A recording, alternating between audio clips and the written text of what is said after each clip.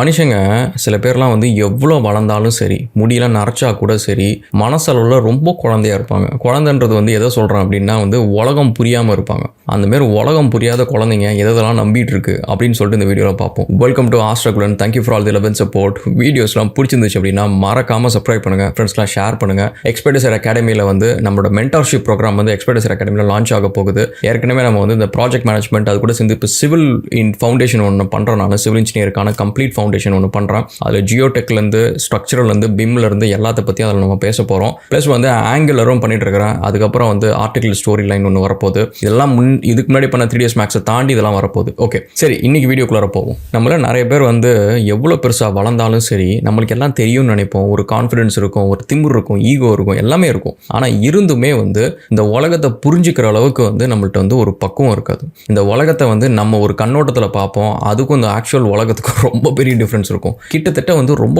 குழந்தையா இருப்போம். ஸோ அந்தமாரி குழந்தையா இருக்கிறதுல ஒரு அட்வான்டேஜ் என்ன அப்படின்னு வச்சுக்கோங்களேன். ரொம்ப வெள்ளந்தியா இருந்துட்டு போயிடலாம், எல்லாரும் நல்லவங்க அப்படின்னு சொல்லிட்டு ஜாலியாக ஒரு லைஃப் வாழ்ந்துட்டு போயிடலாம். ஏன்னா குழந்தைங்களுக்கு தெரியாது.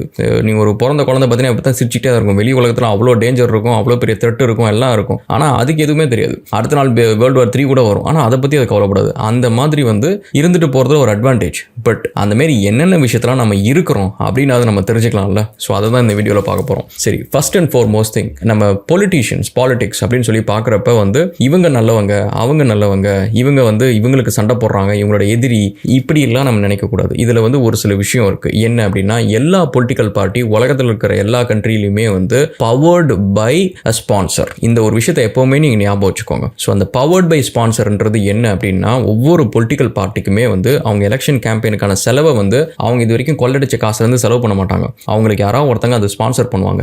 எதுக்கு ஸ்பான்சர் பண்ணுறாங்க அப்படின்னா, அவங்க ஆட்சிக்கு வந்ததுக்கப்புறம் அவங்களுக்கு கவர்மெண்ட் கான்ட்ராக்ட்ஸ் கிடைக்கும், அவங்களுக்கு கவர்மெண்ட் மூலமா ஏதாவது சலுகைகள் கிடைக்கும், பேங்க்ல லோன்ஸ் அப்ரூவ் பண்ணுவாங்க. இந்த மாதிரி ஏகச்சக்க விஷயங்கள் நடக்கும். அதனால வந்து டொனேஷன் பண்ணுவாங்க. இது எல்லா கண்ட்ரியிலும் நடக்கும். ஃபெடரல் கவர்மெண்ட் இருந்தாலும் சரி, ஸ்டேட் கவர்மெண்ட் இருந்தாலும் சரி, எல்லாத்துக்கும் நடக்கும். அவங்களுக்குன்னு ஒரு சில ஃப்ரெண்ட்ஸ் இருப்பாங்க. அந்த ஃப்ரெண்ட்ஸ் வந்து அந்த டொனேஷன் வேலையை பண்ணுவாங்க. அதை தான் எலெக்ஷன் கேம்பெயின்ல யூஸ் பண்ணுவாங்க ஃபர்ஸ்ட். இதனால தான் நீங்க கவனிச்சிங்கன்னா எந்த கண்ட்ரியா இருந்தாலும் சரி, ஒருத்தங்க புதுசாக பிரைம் மினிஸ்டர் ஆயிட்டாங்க அப்படின்னா நீங்க பார்த்தீங்கன்னா பார்லிமெண்ட் வந்து ஃபுல் ஹவுஸ்ல இருக்கும். போத் ரூலிங் பார்ட்டியும் ஃபுல் அட்டெண்டன்ஸ்ல இருக்கும், ஆப்போசிஷன் பார்ட்டியும் ஃபுல் அட்டெண்டன்ஸ்ல இருக்கும். அது என்ன கான்செப்ட் அப்படின்னா, கொடுத்த காசுக்கு இவங்க நிறைய பில் எல்லாம் அப்ரூவ் பண்ணணும். அந்த பில்லில் வந்து 8 மணி நேரத்துக்கு வேலை செய்யறதுக்கு பதிலாக இப்போ வந்து 12 மணி நேரம் லீகலாக வேலை செய்யலாம் அப்படின்னு சொல்லிட்டு கொஞ்ச நாளைக்கு முன்னாடி கர்நாடக கவர்மெண்ட் வந்து அப்ரூவ் பண்ணுச்சு. இது மக்களோட நலனுக்காக. மக்கள் செலக்ட் பண்ண ரெப்ரசன்டேட்டிவ் வந்து எதுக்காக இந்த ஒரு விஷயத்தை வந்து நடைமுறைப்படுத்தணும், அது யாருக்கு லாபமாக போகுது அப்படின்னு பார்த்தீங்கன்னா, கார்பரேட் கம்பெனிஸ் அதுக்கு மேலே வேலை கொடுத்துச்சு அப்படின்னா ஓவர் டைம் ரேட்ஸ் பே பண்ணணும். அண்ட் இன்சூரன்ஸ் இருக்கு, லீகல்ஸ் இருக்கு, யூனியன் இஷ்யூஸ் இருக்கும், இதெல்லாம் இருக்கும். இப்போ 12 மணி நேரம் லீகல் ஆக்கிட்டோம்னா அந்த பிரச்சனை கிடையாது இல்லை. ஸோ அப்போ அதை எதுக்காக பண்ணுறாங்க அப்படின்னா, மக்களோட நலன் அப்படின்றது கிடையாது. இட்ஸ் பேசிக்லி தேர் ஸ்பான்சர்ஸ் அப்படின்ற அந்த ஒரு இருக்கிறனால அவங்களுக்கான ஒரு வேலையை வந்து செய்வாங்க. இதனால தான் நீங்கள் கவனிச்சிங்கன்னா, எந்த கவர்மெண்ட் எந்த ஊரில் எலெக்ட் ஆனாலும் சரி, ஃபர்ஸ்ட் 6 months வந்து அந்த பொலிட்டிஷியன் இந்த போராட்டம், ப்ரொட்டஸ்ட், அந்த பிரச்சனை இந்த பிரச்சனைலாம் உட்காந்து ஃபோக்கஸ் பண்ணிருக்க மாட்டார். நேராக பார்லிமெண்ட்டுக்கு போவார். இது வந்து அப்போசிஷன் பார்ட்டியும் வந்து அந்த பில்லெல்லாம் பாஸ் பண்ணுறதுக்கு எந்த ஒரு இடைஞ்சலும் பண்ணாது. ஏன்னா திரும்ப அடுத்த தடவை அவங்க வருவாங்க. அவங்க வந்தப்போ அவங்களுக்கு காசு வாங்கினவங்களுக்கு வந்து ஒரு சில பில்லெல்லாம் பாஸ் பண்ணணும். ஸோ அப்போ அவங்களும் அந்த வேலையை செஞ்சாகணும். ஸோ அது ஒன்று. செகண்ட் வந்து நம்ம கண்ணுக்கு தெரிகிற இடத்துல வந்து பவர் கிடையாது. ஸோ நம்ம நினச்சிட்டு இருப்போம், இவர் தான் பெரிய பாலிட்டிஷியன், இவர் தான் பயங்கர பவர்ஃபுல், இவர் சிஎம், தமிழ்நாட்டிலே இவர் தான் பவர்ஃபுல், இவர் பிஎம், இந்தியாவிலே இவர் தான் பவர்ஃபுல் அப்படின்னு சொல்லணும். இவங்க எல்லாருமே வந்து not the actual power centres. இவங்களுக்குன்னு ஒரு எக்ஸிகியூஷன் ஆஃப் பவர் இருக்கும். வீராவேசமாக பேசுறது, எதிர்கட்சியை திட்டுறது, அந்த பிரசிடென்ட் திட்டுறது, இந்த பிரைம் மினிஸ்டர் திட்டுறது, இப்படின்ற மாதிரிலாம் இருக்கும். முக்காவாசி வந்து they are not the actual power source. அந்த பவர் சோர்ஸ் வந்து வேற எங்கேயோ இருக்கும், which moves the coins. இவங்க வந்து இவங்களுக்குன்னு கொடுக்கப்பட்ட அந்த பவுண்டரிக்குள்ளார, ஃப்ரீடம்குள்ளார இவங்க ஒரு சில விஷயம் பண்ணிக்க முடியும், ஒரு சில பாலிசிஸ் இவங்க எக்ஸிக்யூட் பண்ணிக்க முடியும். அதில் மக்களுக்கு நல்லதும் இருக்கும், இல்லை இவங்களோட லாபத்துக்கும் இருக்கும், இதெல்லாமே இருக்கும். பட் அதுதான் இவங்களோட area of what they can do. இவங்க நினைச்ச மாதிரி வந்து இவங்க இஷ்டத்துக்கு வந்து அதனால தான் கவனிக்கலாம். என்னடா அது, இந்த ஆள் வந்து போறாரு, இவர் அவமானப்படுத்துறாங்க, இவர் எப்படி பண்றாங்க, இப்படி பண்றாங்க, சண்டைக்கு போட மாட்டாரு. ஏன்னா அவங்களுக்கு அதெல்லாம் அவங்களுக்கு ஃப்ரீடம் கிடையாது. அவங்க நினைச்ச மாதிரி சண்டையெல்லாம் ஆரம்பிக்க முடியாது. ஸோ அது ஒன்று. So they don't have real power. நம்ம பவர் சென்டர்ஸ்னு பார்க்குற இடத்துல பவர் கிடையாது. பவர்ன்றது அதை தாண்டி இருக்கிற ஒரு விஷயம், விச் நம்மளுக்கு வந்து கண்டிப்பாக தெரியாது. அந்த பவர் யாருக்கிட்ட ஆக்சுவலாக இருக்கு அப்படின்றது வந்து நம்ம கண்ணுக்கு எப்பவுமே தெரியாது. So that's another thing. And next வந்து பார்த்தீங்க அப்படின்னா வந்து எஜுகேஷன். நம்மளை பொறுத்த வரைக்கும் நம்மளும் சரி, நம்ம பேரண்ட்ஸும் சரி, வெள்ளந்தியாக வந்து ஸ்கூலில் போய் ஜாயின் பண்ணுறப்ப நம்ம நினைக்கிறது என்னன்னா, சரி நம்ம டீச்சர்ஸ் வந்து நம்மளை நல்ல வழிகாட்டி நம்மளை வந்து ஒரு பெரிய ஆளாக்கிடுவாங்க அப்படின்னு சொல்லிட்டு. பட் மேட்டர் ஆஃப் ஃபேக்ட் என்ன அப்படின்னா வந்து அவங்களே நிறைய சம்பாதிக்க முடியல அப்படின்ற ஒரு சுச்சுவேஷனில் தான் வந்து நம்ம டீச்சர் ஆகுறாங்க. இன்றைக்கும் வந்து வேலை கிடைக்கல அப்படின்னு சொல்லிட்டு லெக்சரர் ஆகிறவங்க மெஜாரிட்டி பீப்புள். ஐடியில் வேலை கிடைக்கணும்னா ஐடி லெக்சரர் ஆகிடுவாங்க, சிவிலில் வேலை கிடைக்கணும் சிவில் லெக்சரர் ஆகிடுவாங்க அப்படின்ற ஒரு விஷயம். ஸோ அதனால் இவங்க வந்து வழிகாட்டுறது அப்படின்றதெல்லாம் தாண்டி அந்த சிலபஸே நீங்கள் பார்த்தீங்கன்னு வச்சுக்கோங்களேன், சிலபஸ் வந்து it is whole point to control the majority population and make it work. இது ரெண்டு கோல் தான். நீங்கள் சிலபஸில் யோசிக்கலாம், எனக்கு வந்து இதில் வந்து கால்குலஸ் சொல்லித்தராங்க, இதில் வந்து எனக்கு ஃபிசிக்ஸில் வந்து நியூட்டன் லா சொல்லித்தராங்க, அண்ட் ஜியோகிரஃபியில் வந்து அது சொல்லித்தராங்க, ஹிஸ்ட்ரியில் சொல்லித்தராங்க. இதெல்லாம் எண்ட் ஆஃப் தி டே வந்து இது எல்லாத்தையும் படிச்சுட்டு உங்களுக்கு எந்தெந்த விஷயம்லாம் தெரியும் அப்படின்னு பார்த்தீங்கன்னா 8 மணி நேரம் ஒரு இடத்துல உட்காந்து வேலை செய்ய தெரியும். ஒரு இடத்த விட்டு நீங்கள் வெளியில் போகிறீங்கன்னா பர்மிஷன் கேட்காம போகக்கூடாது, பர்மிஷன் கேட்டுட்டு போகணும், கரெக்டாக ப்ராம்ப்டாக ஆன் டைமுக்கு வரணும், இத்தனை மணி நேரம் வேலை செய்யணும், இத்தனை மணிக்கு போகணும், இத்தனை மணிக்கு லஞ்ச் சாப்பிடணும், இப்படின்ற விஷயத்தெல்லாம் கரெக்டாக கற்றுப்பீங்க. நீங்கள் கவனிச்சிங்கன்னா நீங்கள் எந்த ஸ்கூலில் எத்தனை தடவை போய் எங்கே படித்தாலும் சரி, நீங்கள் இந்தியாவில் படிங்க யூஎஸில் படிங்க எங்கே படித்தாலும் சரி, நீங்கள் சிலபஸ் வேணால் அங்கேயும் கொஞ்சம் மாறலாம். சிலபஸை கூட நீங்கள் ஞாபகம் வச்சுக்க மாட்டீங்க. சீரியஸாக நம்ம 8வது படித்த சிலபஸ் என்னன்னு கேட்டால் நிறைய பேருக்கு ஞாபகம் இருக்காது. ஆனால் எது ஞாபகம் இருக்கும் அப்படின்னா, கிளாஸில் சத்தம் போட்டால் நம்ம திட்டுவாங்க, கிளாஸில் சத்தம் போட்டால் நம்மளுக்கு பனிஷ்மெண்ட் கிடைக்கும், எந்திரிச்சு வெளியில் போகணும்னா நம்ம பர்மிஷன் கேட்டுட்டு போகணும், நம்ம இத்தனை மணிக்குள்ளார வரல அப்படின்னா நம்மளை திட்டுவாங்க, லேட்டாக இருந்துச்சுன்னா லேட் நோட்டீஸ் கொடுக்கணும் அப்படின்னு சொல்லிட்டு இதெல்லாம் எங்கே போய் ட்ரான்ஸ்ஃபர் ஆகும் அப்படின்னு பார்த்தீங்கன்னா, லேட்டாக வந்தால் எல்ஓபி ஆகும். பர்மிஷன் கேட்காம வெளியில் போனால் எங்கே போனோன்னு கேட்டுட்டு அதுக்கு எல்ஓபி போடுவாங்க. அதேமாரி லீவ் எடுக்கணும் அப்படின்னா நம்ம லீவ் லெட்டர் கொடுக்கணும். கிட்டத்தட்ட ஸ்கூலில் நம்ம ப்ராக்டிஸ் பண்ண ஞாபகம் வச்சுக்கிட்ட ஒரு முக்கியமான ஒரு பார்ட் எது அப்படின்னு பார்த்தீங்கன்னா இந்த ஒரு ஃபங்க்ஷன் மட்டும்தான். இதை நம்மளை வந்து சீசன் பண்ணுறது. இது எதுக்கு சீசன் பண்ணுறாங்க அப்படின்னு பார்த்தீங்கன்னா, இந்த உலகம் இயங்கிறதுக்கு வந்து ஒரே ஒரு சங்க் ஆஃப் போர்ஷன் தான். அது வந்து நம்ம இந்த middle class working class population அப்படின்ற ஒரு விஷயம் தான். இது நீங்கள் வந்து நம்ம ஜென்ரலாக பார்த்தீங்கன்னு வச்சுக்கலாம், நம்ம 3 கிளாஸ் சொல்லுவோம். லெட்ஸ் சே 4 கூட வச்சுக்கலாம். அல்ட்ரா ரிச் இல்லைனா upper rich, upper middle class அப்படின்னு கூட வச்சுக்கலாம். அதுக்கப்புறம் மிடில் கிளாஸ், அதுக்கப்புறம் லெட்ஸ் சே வந்து மிடில் கிளாஸ்க்கும் கீழே இருக்கிற ஒரு செக்மெண்ட் அப்படின்னு சொல்லலாம். பட் இன் ரியாலிட்டி வந்து 2 கிளாஸ் தான், ரிச் அண்ட் புவர் அப்படின்றது தான். ஏன்னா நீங்கள் வந்து இதுக்கு மேலே நீங்கள் எத்தனை வேணாலும் எடுத்துக்கோங்க, அப்பர் மிடில் கிளாஸ் கூட எடுத்துக்கோங்க. அப்பர் மிடில் கிளாஸ் கூட வந்து வேலை செய்யாமலாம் வருஷக்கணக்காலாம் இருக்க முடியாது. வேலை செய்யாமல் ஒரு 2 மாதம் இருக்கலாம், 3 மாதம் இருக்கலாம், திரும்ப அவங்களும் வேலைக்கு ஓடி தான் ஆகணும். ஸோ எந்தெந்த கிளாஸ்லாம் வந்து அவங்களோட பர்பஸே வந்து இந்த மாதம் இந்த எக்ஸ்பென்ஸ் எப்படியாவது எனக்கு எதாவது பண்ணி ஆகணும் அப்படின்னு சொல்லிட்டு அந்த ஒரு பர்பஸ்க்காக ஓடுறாங்களோ அது எல்லாமே ஒர்க்கிங் கிளாஸ் தான். இந்த middle class, upper middle class இப்படின்னு நம்ம நினைக்கிறோம், நம்ம சொல்கிறோம், இது எல்லாமே நம்ம ஈகோவை சாட்டிஸ்ஃபை பண்ணுறதுக்கு.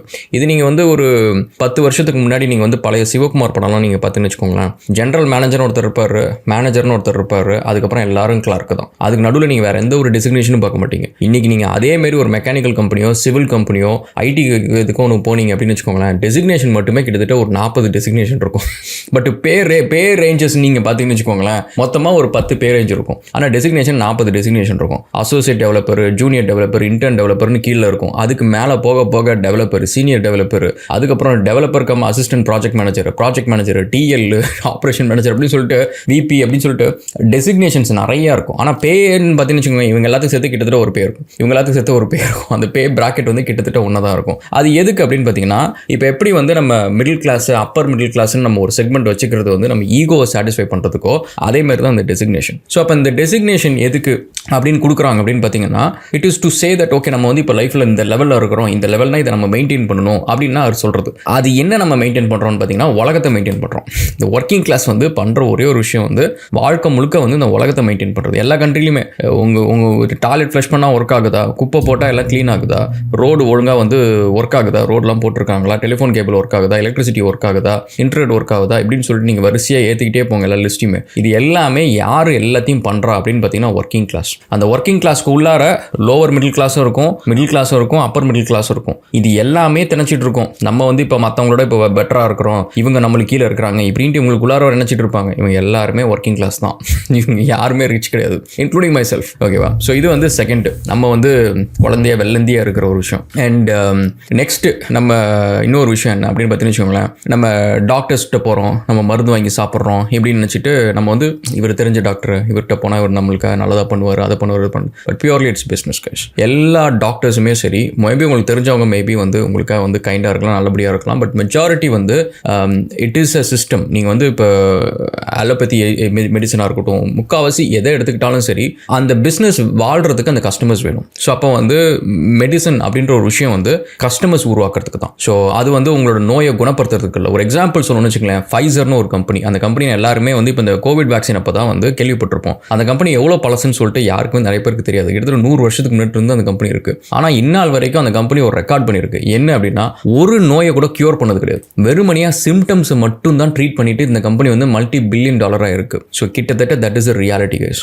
இன்ன வரைக்குமே வந்து நம்மளோட ஃபார்மா இண்டஸ்ட்ரி எடுத்துக்கோங்க, ஈவன் மெடிக்கல் இண்டஸ்ட்ரி எடுத்துக்கோங்க, இது எல்லாமே வந்து இட் கிரியேட்ஸ் கஸ்டமர்ஸ். நம்ம நினைக்கிற மாதிரி நம்ம நோயை குணப்படுத்துறதுக்கு போல நம்ம சிம்டம்ஸை கியூர் பண்ணுறதுக்கு போகிறாங்க. நம்ம சிம்டம்ஸை மட்டும் தான் வந்து ஃபோக்கஸ் பண்ணுவாங்களே தவிர நிரந்தரமாக நோயை குணப்படுத்துறது அப்படின்றது வந்து அவங்க நோக்கமே கிடையாது. நம்ம பாடி ஆக்சுவலாக ஹீல் ஆகிடும் நிறைய நேரம்.